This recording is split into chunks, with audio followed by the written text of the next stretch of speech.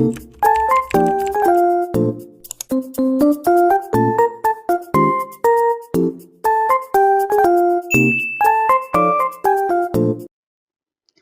guys, Assalamualaikum warahmatullahi wabarakatuh. Mari kita bahas lagi soal-soal mengenai P3K Kebidanan 2023 nanti ya buat persiapannya. Sebelumnya jangan lupa dulu di like, komen, dan juga subscribe channel akunya. Lalu nyalakan loncengnya biar dapat updatean video terbaru dari aku. Insya Allah kedepannya aku akan sering sekali membuat video-video pembahasan seperti ini ya guys. Kalau misalkan ada yang salah, boleh dikoreksi. Kita lanjutkan aja ke nomor yang pertama ya. Bayi lahir spontan 1 jam yang lalu, berat badannya 2.200 gram, panjang badannya 49 cm, dan pernafasannya 40 kali per menit. Dengan usia kehamilan saat lahir 35 minggu, berarti kurang dari masa kehamilannya ya, tidak cukup bulan. Dari hasil pemeriksaan tidak ditemukan kelainan dari usia kehamilan dan berat badan lahir bayi A termasuk dalam kategori ini. Jadi di soal itu dipertanyakan usia kehamilan dan berat badannya si bayi A itu kategorinya apa. Berarti kita lihat usianya 35 minggu ya, berarti ini kurang bulan dan berat badannya juga 2.200 sesuai ya. Berarti ini bayinya masuk ke prematur ya. Jawaban yang tepat adalah C. Kalau matur itu berarti tidak kurang bulan, kalau dismatur itu jadi si berat badan bayinya tidak sesuai dengan masa kehamilannya. Kalau pesmatur dan serotin itu adalah lebih dari 42 minggu ya. Jadi ini bukan, ini juga bukan. Nah, ini jawabannya adalah prematur karena usia kehamilannya kelahirannya 35 minggu dan juga berat bayinya 2.200 gram. Kita lanjut lagi ke soal yang kedua ya. Bayi F lahir pada pukul 7 dengan jenis kelamin laki-laki. Berat badannya 3 kilo, panjang badannya 52 cm, Apgar pertamanya 9, Apgar keduanya 10. 1 jam kemudian bidan memberikan suntikan vitamin K kepada bayi F. Di manakah lokasi penyuntikan vitamin K tersebut? Kita lihat opsi jawabannya. A. Anterolateral paha kiri. B. Anterolateral lengan kanan. C. Anterolateral paha kanan. D. Anterolateral lengan kiri. D. Deltoideus maximus sinistra. Jawaban yang tepat adalah di anterolateral paha kiri. Jadi penyuntikan vitamin K itu penyuntikannya di anterolateral paha kiri. Kita lanjut lagi ke soal nomor yang ketiga.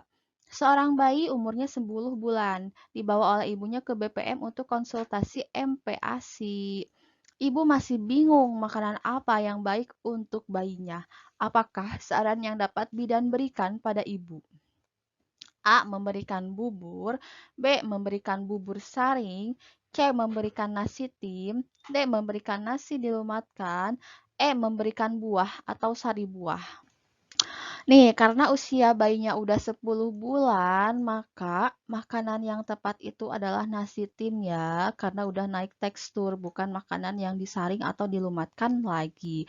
Jadi jawaban yang tepat adalah C, gitu. Kita lanjut lagi ke soal nomor keempat. Bayi Nyonya F lahir pukul 7 dengan jenis kelamin laki-laki, berat badan 3 kilo, panjang badannya 52 cm. 1 jam kemudian, bidan memberikan suntikan vitamin K dan salep mata kepada bayi Nyonya F. Apakah tujuan pemberian salep mata?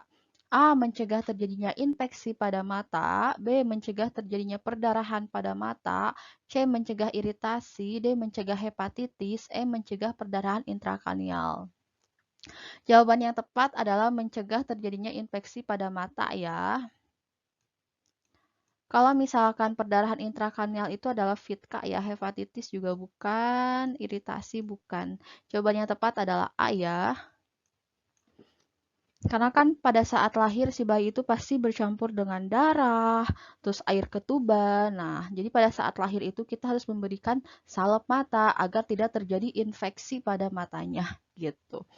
Kita lanjutkan lagi ke soal nomor yang kelima. Reaksi umum yang dapat dialami oleh bayi V setelah mendapatkan suntikan DPT yang pertama antara lain adalah demam, terdapat ruam kemerahan pada kulit diikuti dengan kenaikan suhu tubuh mencapai 39,9 derajat Celcius. Apakah tindakan yang harus dilakukan pada bayi tersebut? A. Kompres dingin. B. Kompres hangat. C. Berikan ASI yang banyak. D. Kompres hangat. Bayi tetap disusui. E. Berikan antiviretik dan bayi tetap disusui. Jawaban yang lebih tepat kita adalah E. Berikan antiviretik dan bayi tetap disusui. Karena apa? Karena si panasnya sudah mencapai 39,9. Kita harus memberikan antiviretik. Takutnya kalau misalkan dibiarkan saja, panasnya makin lama makin tinggi dan takutnya kejang. Jadi kita harus berikan obat penurun panas gitu. Dan yang paling penting bayinya tetap disusui gitu.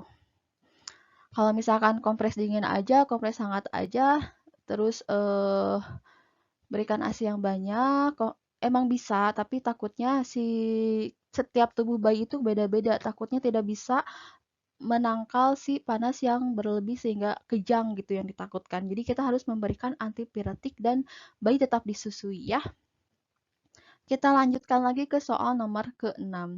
Seorang ibu mengeluh bayinya tidak mau menyusu, kejang, dan mulut bayi tampak mencucu. Nih, mencucu ini apa jawabannya? Bayi tampak lemas. Pemeriksaan fisik suhu 38,5 derajat Celcius. Apakah diagnosa bayi tersebut? A. Infeksi. B. Kejang. C. Infeksi neonatorum. D. Fisiologis neonatorum. E. Tetanus neonatorum. Ini jawabannya di sini jelas sekali ya. Dengan ciri-ciri kejang, mulut mencucu. Itu jawabannya tetanus neonatorum. Jadi si mulutnya itu mencucu kalau tetanus neonatorum. Kita lanjut lagi ke soal yang Soal nomor 7. Seorang perempuan umurnya 30 tahun melahirkan anak keempat di puskesmas. Bayi lahir menangis kuat, tali pusatnya sudah dipotong dan bayi diletakkan di dada ibu.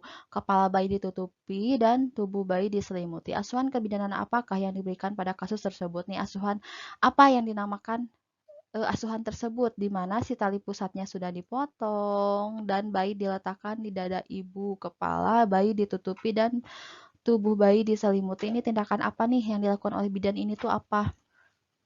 A. ASI eksklusif. Bukan ya, ASI eksklusif itu adalah kita tidak memberikan makanan selain ASI dari umur 0 bulan sampai 6 bulan ya. Ini bukan tindakan itu. Manajemen aktif kala 3. Manajemen aktif kala 3 itu terdiri dari pemberian oksitosin, VTT, sama masase pundus uteri. Ini juga bukan. IMD, nah ini jawaban yang tepat. Karena di soal dijelaskan bahwa setelah tali pusat dipotong, bayinya diletakkan di dada ibu, kepala bayi ditutupi, dan tubuh bayi diselimuti. Itu adalah hal untuk melakukan tindakan IMD. Jawaban yang tepat adalah C ya. Asuhan sayang ibu. Asuhan BBL. Dibandingkan opsi yang lain, jawaban yang lebih tepat adalah C ya, IMD. Soal nomor 8. Seorang bayi laki-laki normal, IMD tidak berhasil 2 hari yang lalu DRS. Hasil pemeriksaan berat badannya 3 kilo, panjang badannya 49 cm. Tidak ditemukan kelainan kongenital, suhunya 37 derajat Celcius. Saat ini sedang diperiksa refleks dengan cara menyentuh bagian pipi bayi. Hasilnya, mulut bayi mengikuti arah jari. Jenis refleks apakah yang ditujukan bayi pada kasus tersebut? A. Babinski, B. Grasping, C. Rooting, D. Moro, E. Sucking. Jawaban yang tepat adalah refleks rooting ya, karena di sini dijelaskan pada saat menyentuh bagian pipi, mulut bayinya itu mengikuti arah jari di mana arah mencari gitu. Babinski itu adalah refleks yang ada di telapak kaki. Kalau misalkan grasping itu refleks menggenggam.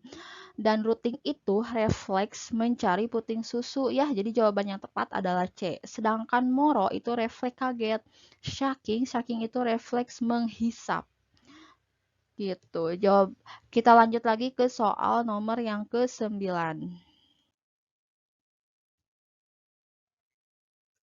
Seorang bayi laki-laki lahir spontan 1 jam yang lalu di PMB. Hasil pemeriksaannya, gerakannya aktif, berat badan 3 kilo, panjang badan 50 cm, tidak ditemukan kelainan. Apakah pemeriksaan antropometri yang dilakukan pada bayi? B. Berat badan, panjang badan, lingkar perut, dan lengan. Lingkar lengan ini salah ya, tidak ada lingkar perut dan juga lingkar lengan. Berat badan, panjang badan, lingkar lengan, dan lingkar kepala ini lingkar lengannya bukan ya. Berat badan, panjang badan, lingkar dada, lingkar kepala. Nah, ini jawaban yang tepat. Kita lihat opsi jawaban yang D. Berat badan, panjang badan, lingkar perut ini bukan ya. Apalagi lingkar dada. Lingkar dada bisa. Lingkar perutnya yang bukan.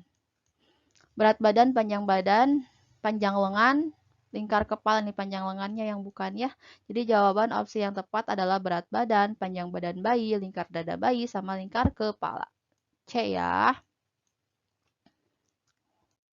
Oke guys, untuk soal nomor 10, silakan kalian jawab di kolom komentar, sertakan juga alasannya kenapa kalian menjawab jawaban tersebut ya. Nanti jawaban yang benar aku sematkan ya.